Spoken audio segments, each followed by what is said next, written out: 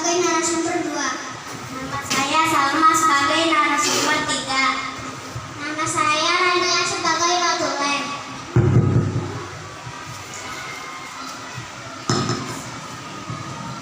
Untuk mempersingkat waktu, langsung saja kita buka acara diskusi ini dengan membaca basmalah.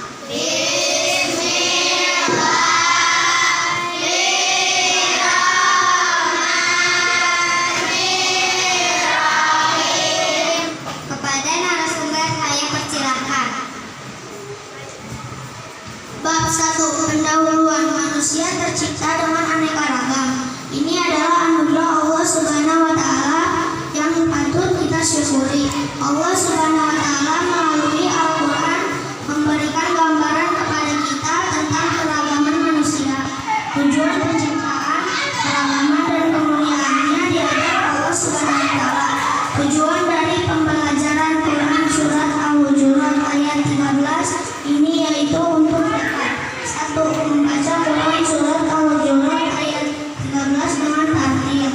2. Menjelaskan pesan pokok Quran surat Al-Hujurat ayat 13 dengan baik. 3. Membuat paparan tentang pesan pokok Quran surat Al-Hujurat ayat 13 dengan baik. 4. Menghafal Quran surat Al-Hujurat ayat 13 dengan lancar. 5. Membaca hadis tentang keragaman dengan baik. 6. Menulis hadis tentang keragaman dengan baik. 7. Menghafal hadis tentang keragaman dengan baik. 8. Mengetahui sebab diturunkannya Quran surat Al-Hujurat ayat 13. 9. Berani mempresentasikan paparan tentang pesan pokok Quran surat Al-Hujurat ayat 13. Sungguh beruntung kita sebab termasuk sebaik-baiknya umat, yakni orang yang belajar dan mengajarkan Al-Quran. Bukan hanya itu, orang yang membaca Al-Quran akan dibalas setiap hurufnya dengan 10 kebaikan. Rasulullah Shallallahu Alaihi Wasallam bersabda, "Man qara'a harfan min kitabillahi falahu bihi hasanatu wa hasanatu bi asri amsalihha." La aqulu ma harfa walakin alifa harfa wa lam harfa wa mima harfa. Artinya, siapa saja membaca satu huruf dari kitabullah atau Al-Quran, maka dia akan mendapat satu kebaikan, sedangkan satu kebaikan dilipatkan kepada 10 semisalnya. Aku tidak mengatakan alif, lam, mim satu huruf, akan tetapi alif satu huruf, lam satu huruf, dan mim satu huruf. Hadis riwayat At-Tirmidzi dari Abdullah ibnu Mas'ud. Sekarang ayo belajar Quran surat Al-Hujurat ayat 13. Bab 2. Pembahasan surat Al-Hujurat ayat 13. Bismillahirrahmanirrahim. Ya ayyuhan nasu inna khalaqnakum min dzakarin wa untha wa ja'alnakum shu'uban wa qabaila lita'arafu inna akramakum indallahi atqakum innallaha alimun khabir. Artinya, wahai manusia, sesungguhnya kami telah menciptakan kamu dari seorang laki-laki dan perempuan. Kemudian kami menjadikan kamu berbangsa-bangsa dan bersuku-suku agar kamu saling mengenal. Sesungguhnya yang paling mulia di antara kamu di sisi Allah adalah orang yang paling bertakwa. Sesungguhnya Allah Maha mengetahui lagi Maha teliti. Isi kandungan surat Al-Hujurat menerangkan banyak hal. Salah satunya tentang manusia diciptakan beragam dengan tujuan saling mengenal dan bukan menghina satu sama lainnya, yang tertuang pada surat Al-Hujurat ayat 13. Surat Al-Hujurat merupakan surat ke-49 dalam Quran. Surat ini terdiri dari 18 ayat dan termasuk ke dalam golongan surat Madaniyah. Madaniyah adalah istilah yang diberikan kepada ayat Al-Quran yang diturunkan di Madinah atau diturunkan setelah Rasulullah Shallallahu Alaihi Wasallam hijrah ke Madinah. Oke, dengarkan dulu untuk diskusi. Yang pertama, jangan terlalu cepat, ya. Jangan terlalu cepat. dalam menyampaikan makalahnya supaya nanti kelompok yang lainnya bisa paham apa yang kamu sampaikan. Bisa dipahami? Oke, lanjut. Berarti sekarang narasumber kedua. Ada beberapa tafsir surat Al-Hujurat ayat 13. 1. Tafsir Tahlili Kementerian Agama RI atau Kemenak menjelaskan surat Al-Hujurat ayat 13 berisi etika yang seharusnya dimiliki dalam menyikapi keragaman bangsa hingga warna kulit di antara manusia. Dalam ayat ini, Allah Subhanahu wa Ta'ala menegaskan bahwa manusia diciptakan dengan bangsa, suku, keturunan, kekayaan, kedudukan, sampai warna kulit berbeda agar saling mengenal serta menolong satu sama lain, bukan saling mencemooh. Dengan perbedaan dan keragaman yang ada, tak sedikit manusia menganggap dirinya lebih hebat dan lebih mulia dibandingkan golongan lain. Padahal menurut Allah Subhanahu wa Ta'ala, kemuliaan seseorang dilihat dari ketakwaannya. Disebutkan bahwa orang yang paling mulia di sisinya adalah orang yang paling bertakwa. Hal ini juga sebagaimana sabda Nabi SAW riwayat Ibnu Hibban dan Tirmizi yang dipaparkan dari Ibnu Umar. Beliau SAW menuturkan bahwa sebenarnya manusia terbagi menjadi dua macam. Pertama, orang yang membuat kebajikan dan bertakwa tergolong mulia di sisi Allah Subhanahu wa Ta'ala.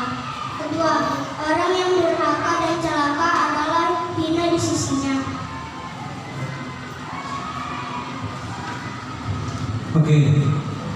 Untuk narasumber yang kedua, supaya tidak kebanyakan, jadi langsung di situ ada sesi tanya jawab, ya, supaya kelompok lain atau audiensnya tidak jenuh. Oke, jadi dibuka dulu sesi tanya jawabnya.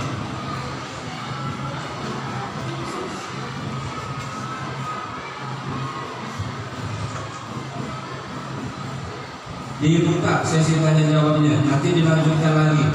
Untuk kelompok lain, jika ada pertanyaan untuk sesi pertama kami buka untuk 3 penanya. Ayo dipersilakan. 1. Oke, kepada saudara Arka silakan bertanya. Assalamualaikum warahmatullahi wabarakatuh.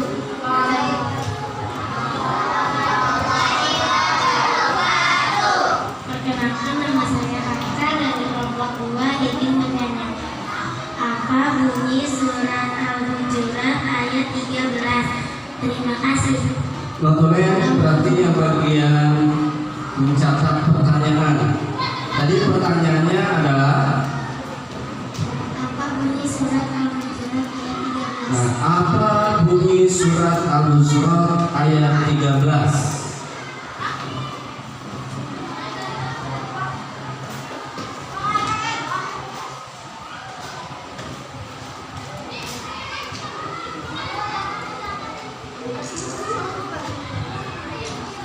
Oke, kepada saudara Raisya dipersilakan. Oke, kepada saudara Raisya silakan bertanya.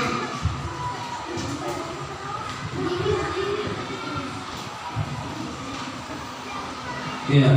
Nah, nanti untuk penanya kedua, ya, bahasanya diperbaiki, jangan bilang oke kepada saudara Raisa. Nah, ya.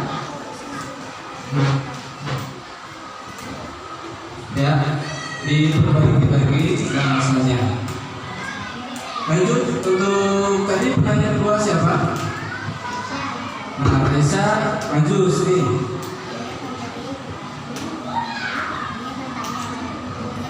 Assalamualaikum warahmatullahi wabarakatuh.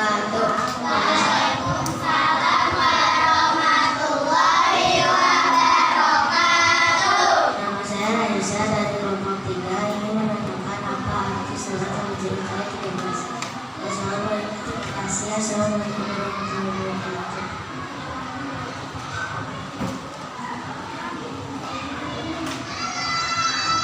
Iya, mau dilanjut apa mau sesi tanya jawab dulu? Masih tanya jawab apa lanjut? Masih tanya jawab. Satu lagi berarti.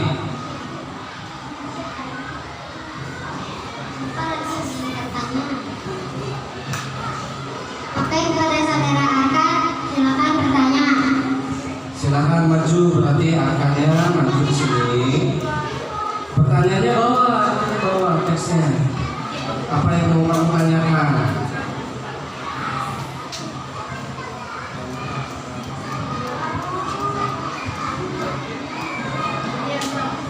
Assalamualaikum warahmatullahi wabarakatuh.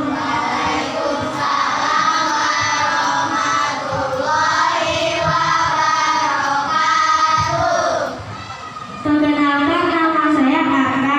Saya dari kelompok 5. Saya akan menanyakan apa pelajaran moral dari surat Al-Hujurat. Terima kasih. Pertanyaannya terlalu cepat apa tidak? Bisa ditulis oleh dokumen. Oke, kalau bisa, udah bisa langsung dijawab.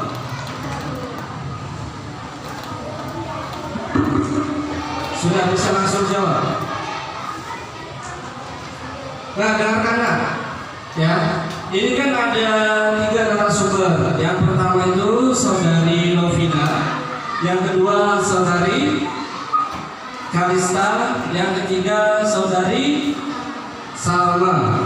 Nah, tadi yang sudah menyampaikan itu narasumbernya baru saudari Lovina dan saudari Kalista. Maka yang penanya pertama seperti Aka tadi, ketika sudah mengucapkan salam, mengenalkan diri dan kelompok berapa, maka yang ditanyakan itu kepada narasumber siapa? Apakah narasumber 1 saudari Lovina atau narasumber 2 saudari Kalista? Jadi lebih jelas. Nah, nanti ketika pertanyaan kamu itu ditunjukkan kepada saudari Lovina atau saudari Kalista itu lebih jelas. Nanti yang menjawabnya itu saudari Lovina kah atau saudari Kalista kah? Ya, nggak apa-apa. Untuk sesi 1 ini mau jawab dulu?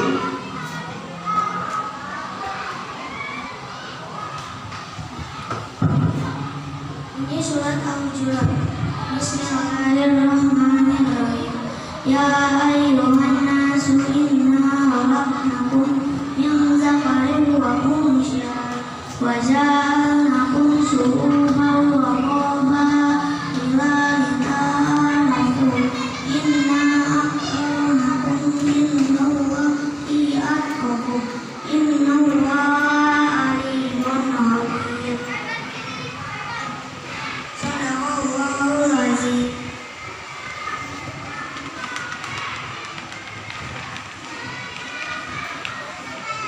Arti surat Al-Hujurat ayat 13. Wahai manusia, sesungguhnya kami telah menciptakan kamu dari seorang laki-laki dan perempuan. Kemudian kami menjadikan kamu berbangsa-bangsa dan bersuku-suku agar kamu saling mengenal.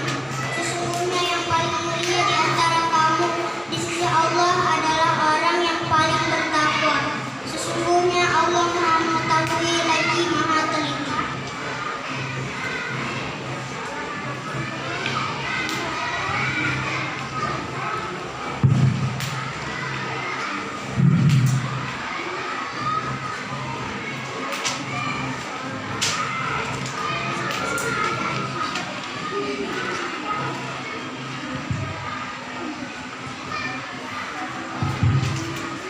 Dapat dipahami bahwa surat Al-Hujurat menganjurkan umat Islam untuk menjadi yang pertama, memberi maaf dan mencari rekonsiliasi dengan orang lain ketika pertikaian muncul.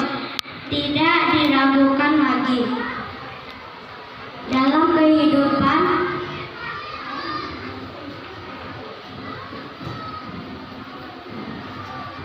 Oke, dengarkan dulu. Nah, tadi kan kamu tuh belum menyampaikan materinya. Jadi kamu tidak wajib untuk menjawab. Ya, jadi yang menjawab itu yang tadi yang sudah menyampaikan materinya siapa? Saudari Novina dan saudari Kalista. Ya. Jadi ketika mau menjawab, kamu sebutkan dulu.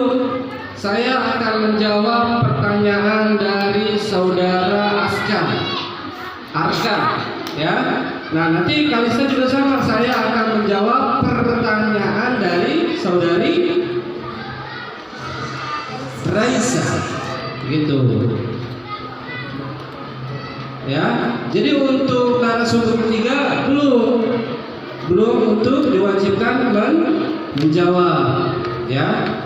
Karena yang baru menyampaikan makalahnya itu baru narasumber pertama dan narasumber kedua.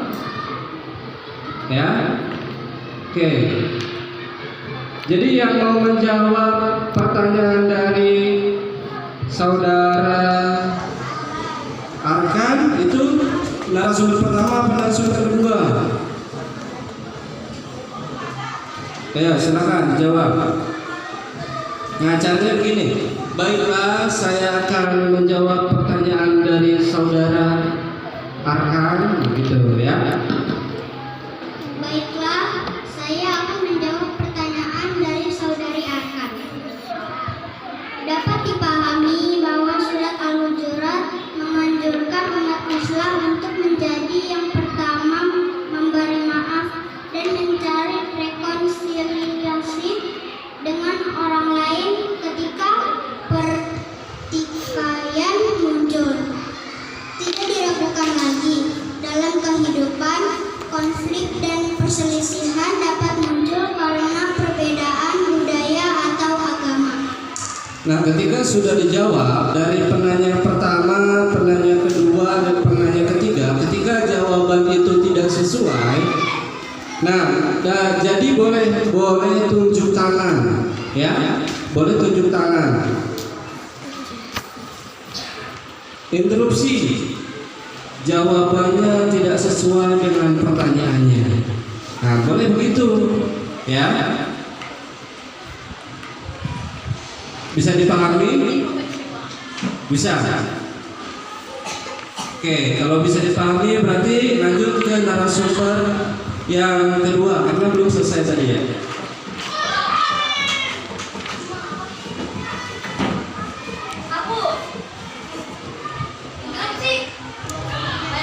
Asbabun nuzul atau sebab surat Al-Hujurat ayat 13 diturunkan. 1. Diriwayatkan oleh Abu Daud turunnya surat Al-Hujurat ayat 13 dilatar belakangi dengan peristiwa sahabat Abu Hindin yang hendak dinikahkan dengan perempuan dari Bani Bayadah. Namun sebagian orang dari suku tersebut bertanya-tanya dan berucap seakan memandang rendah Abu Hindin.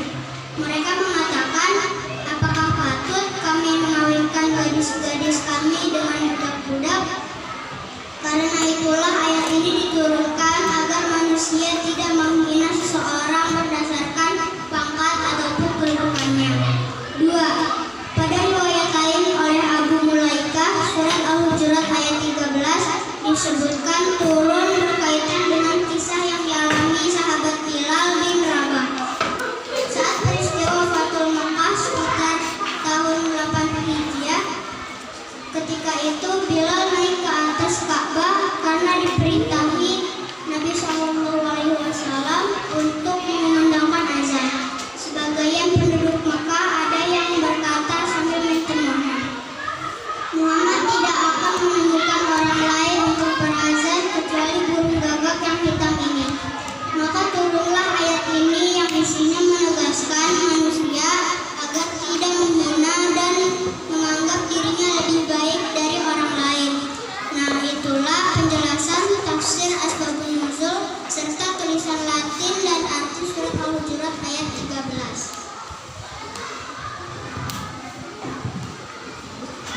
2.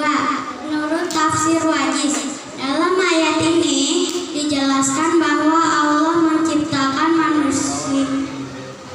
manusia dari seorang laki-laki yaitu Adam dan seorang perempuan yaitu Hawa, dan menjadikannya berbangsa-bangsa, bersuku-suku, dan berbeda-beda warna kulit, bukan untuk saling mencemoohkan, tetapi supaya saling mengenal dan menolong.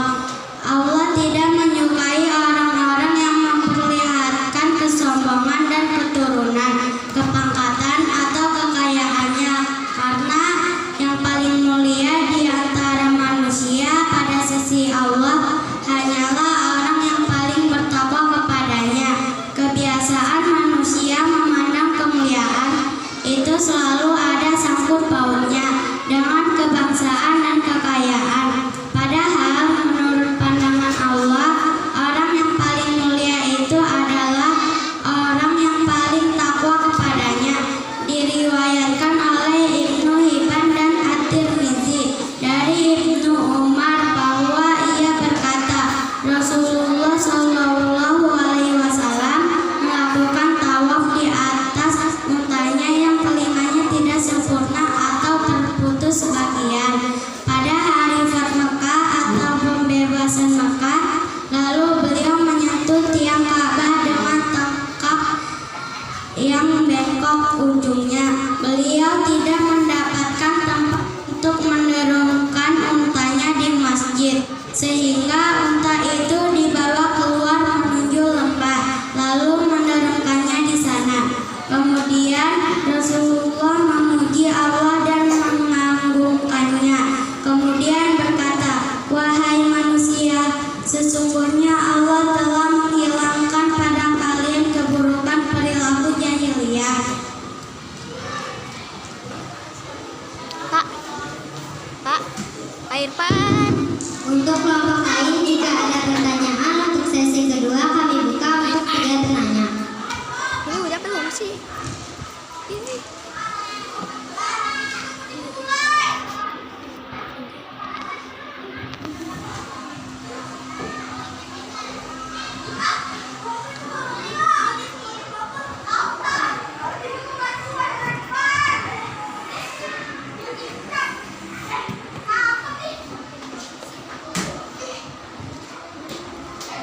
Kelompok lain jika ingin bertanya, siapa? Oke, mic-nya kasih nah. Oke, kepada saudara Ayunda silakan bertanya.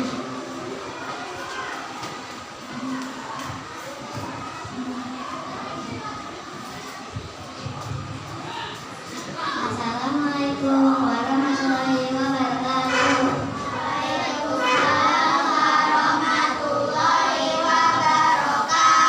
Nama saya Ayunda. Bertanya apa saja pokok isi surah Al-Hujurat 3. Terima kasih.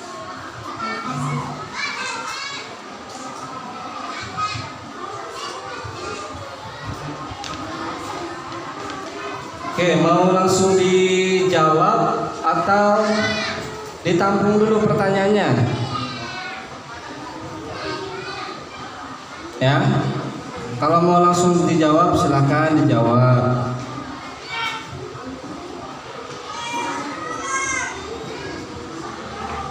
Langsung dijawab.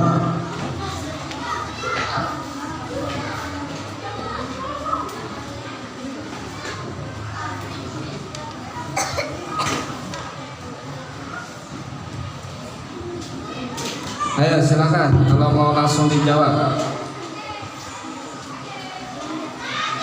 Baiklah, saya akan menjawab pertanyaan dari saudari Ayunda. Bab ini berisi tentang adab dan norma yang harus dipatuhi oleh umat Islam, meliputi perilaku yang baik terhadap Nabi Muhammad, larangan bertindak berdasarkan berita tanpa verifikasi, ajakan untuk menjaga perdamaian dan rekonsiliasi, serta larangan untuk tidak melakukan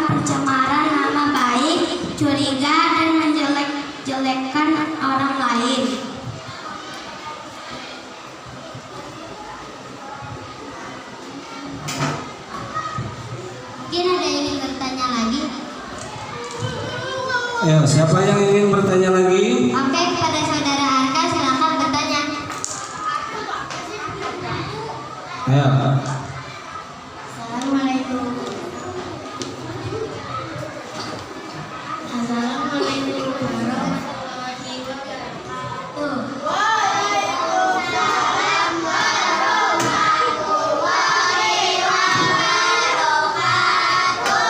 Nama saya Arka dari Kompulia ingin menanyakan siapakah orang yang paling mulia dalam surat Al-Hujurat ayat 13. Terima kasih.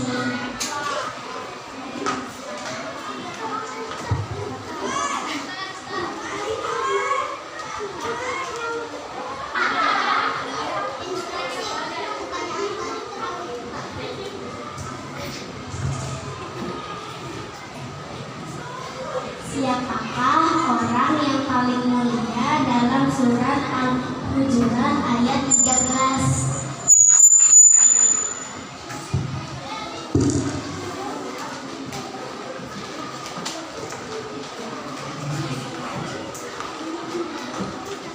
Baiklah, saya akan menjawab pertanyaan dari saudara Arka. Wahai manusia, sesungguhnya kami telah menciptakan kamu dari seorang laki-laki dan perempuan. Kemudian kami menjadikan kamu berbangsa-bangsa dan bersuku agar kamu saling mengenal. Sesungguhnya yang paling mulia di antara kamu di sisi Allah adalah orang yang paling bertakwa. Ya, cukup ya. Boleh nanti ditutup ya.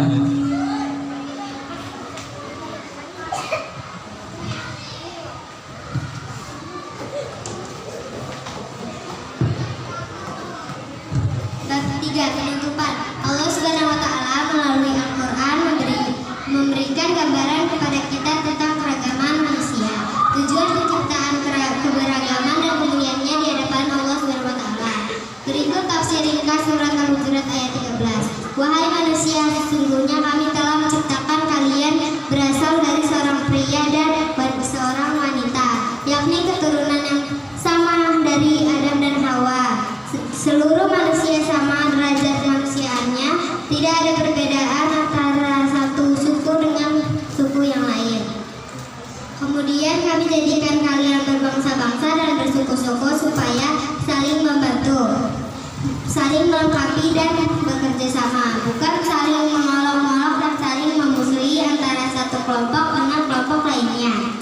Allah Subhanahu wa Ta'ala tidak senang terhadap orang yang menampakkan kesombongan dengan keturunan, kekayaan atau kepangkatan, karena sesungguhnya paling mulia di hadapan Allah Subhanahu wa Ta'ala hanyalah orang yang paling bertakwa. Karenanya kalian hendaknya berusaha untuk meningkatkan ketakwaan supaya menjadi orang yang mulia di hadapan Allah Subhanahu wa Ta'ala. Sesungguhnya Allah Subhanahu wa Ta'ala Maha mengetahui segala sesuatu yang baik yang tampak maupun tersembunyi. Allah Subhanahu wa Ta'ala Maha teliti sehingga tak ada satupun perbuatan manusia yang terlewat dari pengetahuannya. Di tengah keragaman itu, maka manusia diminta untuk saling berlapang dada dan bertegang rasa. Manusia sebagai wakil Allah Subhanahu wa Ta'ala di atas bumi mendapat mandat untuk mengelola dan menjaga kelestarian planet ini. Dalam rangka itu, manusia harus mencipta suasana harmoni dan damai, berbeda dalam persaudaraan, bersaudara dalam perbedaan.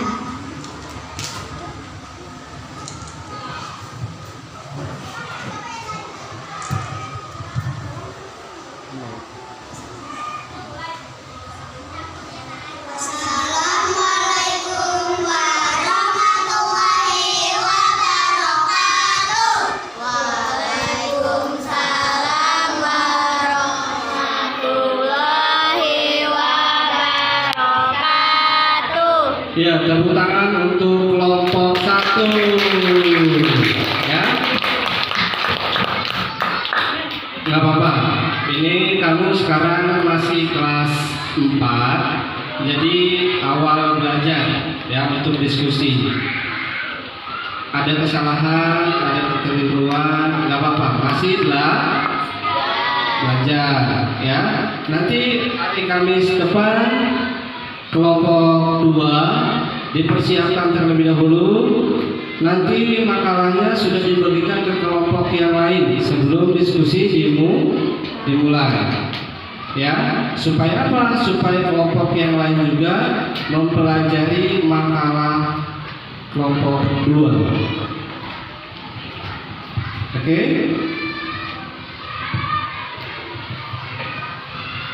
Nah, untuk pertanyaan, Bapak ingatkan kembali, untuk pertanyaan itu tadi sebutkan nama dan juga kamu mau bertanya kepada siapa, ya? Oke. Bapak ucapkan diskusi kita akhiri. Assalamualaikum warahmatullahi wabarakatuh.